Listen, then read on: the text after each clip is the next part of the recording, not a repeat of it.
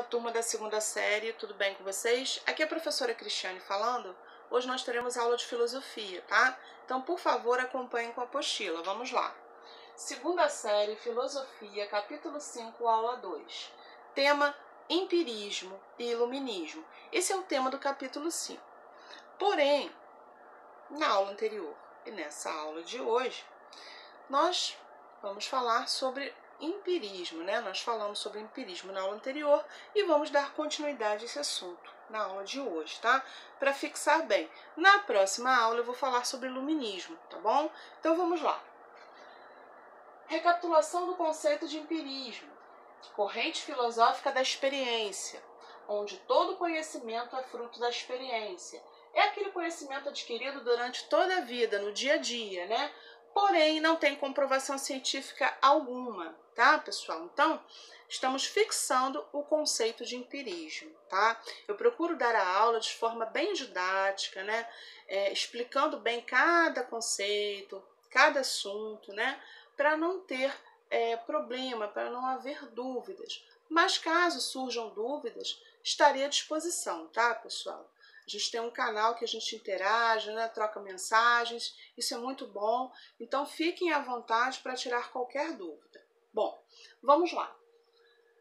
Dentro do empirismo existem 3 linhas empíricas, prestem atenção: a integral, a moderada e a científica. Bom, além disso, hoje nós vamos falar sobre os principais filósofos empiristas, tá? Nós temos primeiramente Avicena, que viveu de 980 a 1037. Ele escreveu uma vasta enciclopédia filosófica e científica. Temos Francis Bacon, que viveu de 1561 a 1626. Ele foi um filósofo, político e escritor inglês. Também tinha uma vertente empirista, tá? John Locke, que nós já estudamos na aula anterior, né, principal representante do empirismo britânico. Ele viveu de 1632 a 1704. Ele foi um filósofo inglês e ideólogo do liberalismo, sendo considerado, como eu já falei, o principal representante do empirismo britânico. Temos também Nicolau Maquiavel, que ele viveu de 1469 a 1527. Ele foi historiador, poeta, diplomata, escritor e filósofo italiano. Pois bem, é reconhecido como fundador do pensamento da ciência política moderna, tá? Pelo fato de ter escrito sobre o Estado e o governo como realmente são e não como deveria ser. Só que Maquiavel, ao escrever obras sobre política, né, dentro daquela temporalidade, ele foi muito mal interpretado, as pessoas não compreenderam a sua visão.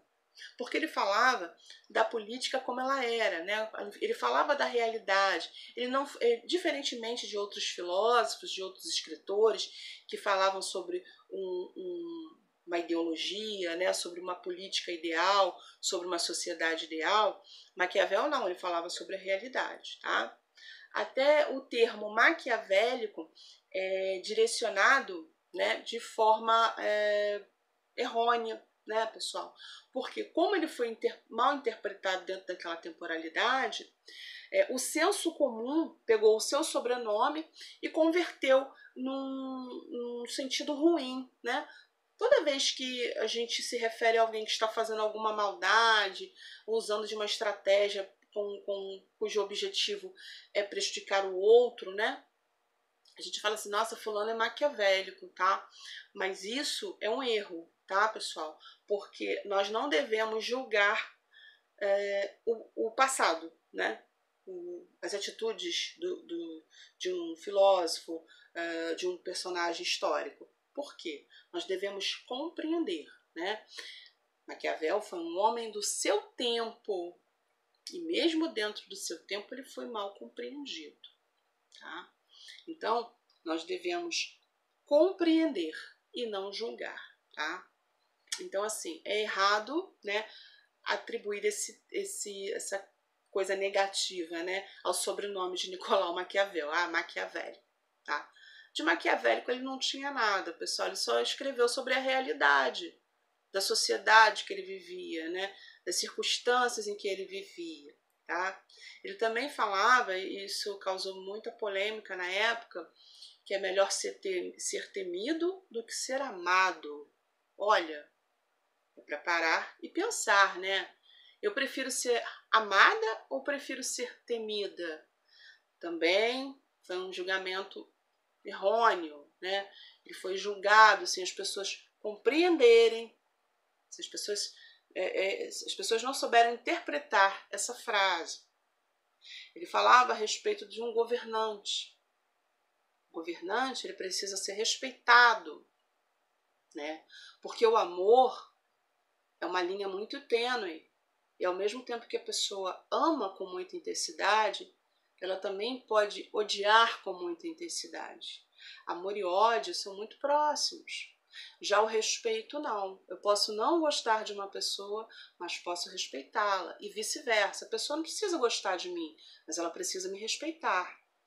Era isso que Maquiavel queria dizer. Mas as pessoas não quiseram compreender, né? Porque é muito mais fácil julgar do que compreender, não é verdade?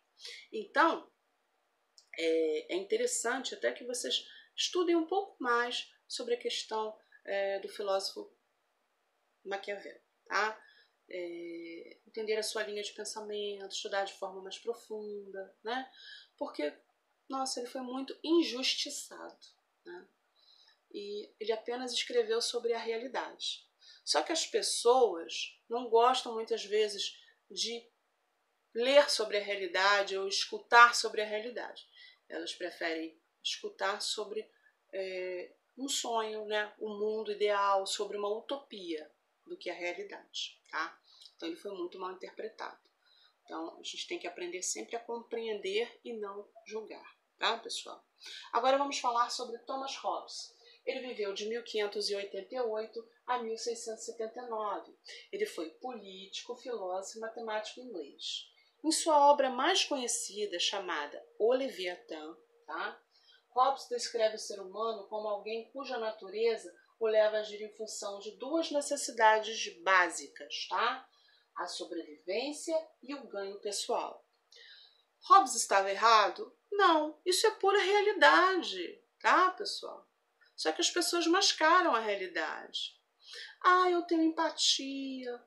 Ah, eu me coloco no lugar do outro. Muitas vezes isso é falácia de internet, né, pessoal? É textão de internet.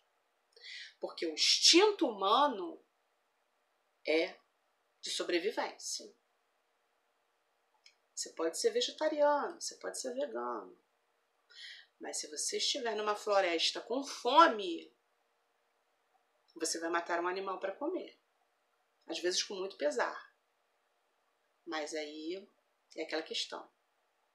É a minha sobrevivência ou a do animal? Entendeu? Então ele estava falando sobre essa questão do instinto. A sobrevivência e o ganho pessoal. Então a realidade é essa. Ele também era um filósofo bem realista. Tá? Aí o que acontece? Na concepção de Thomas Hobbes, na ausência de um poder soberano, haveria uma guerra de todos contra todos pela sobrevivência. Por isso, em sua obra O Leviatã, ele defendia o absolutismo. Aí, vocês devem estar se questionando, mas o absolutismo não era tão mal visto, né? O rei fazia o que queria, não era justo com o povo. Só que na concepção de Thomas Hobbes, ele achava necessário, né, o povo ter uma liderança, ter um líder, ter um rei, né, absolutista, que conduzisse a nação. Porque sem uma liderança, a sociedade viraria um caos. E realmente, pessoal, só dando um exemplo aqui, tá? Algum tempo atrás, não sei se vocês lembram, no estado do Espírito Santo, a polícia militar entrou em greve.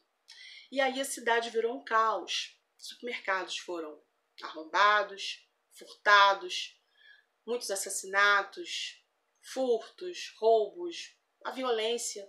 Assim, a cidade virou um caos, ficou uma coisa assim sem controle.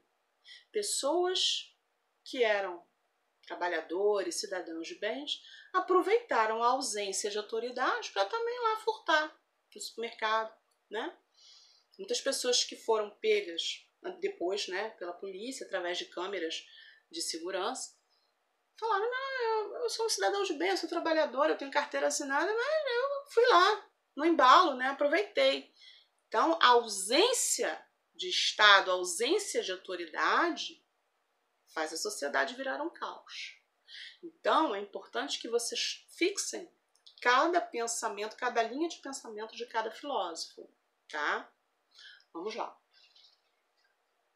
Hobbes também afirmava que a prudência nada mais é do que a própria experiência. Melhor coisa é o exemplo, né? Por que a prudência é a experiência propriamente dita, né? Por exemplo, eu antes de sair, eu fecho a minha casa, passo a chave, eu verifico se tudo está fechado. Isso chama-se prudência. Por quê? Porque eu já tive experiências, né, ruins, né? Então, a gente sabe que se deixar a casa aberta, quando voltar, não, alguém vai invadir, alguém vai roubar a gente.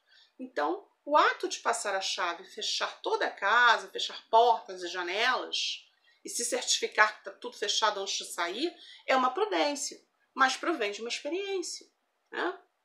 Então, é só um exemplo, pessoal, para vocês poderem entender melhor, tá?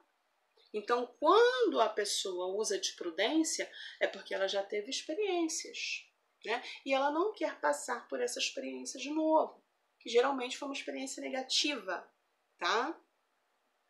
É a mesma coisa, coragem não quer dizer imprudência, tá?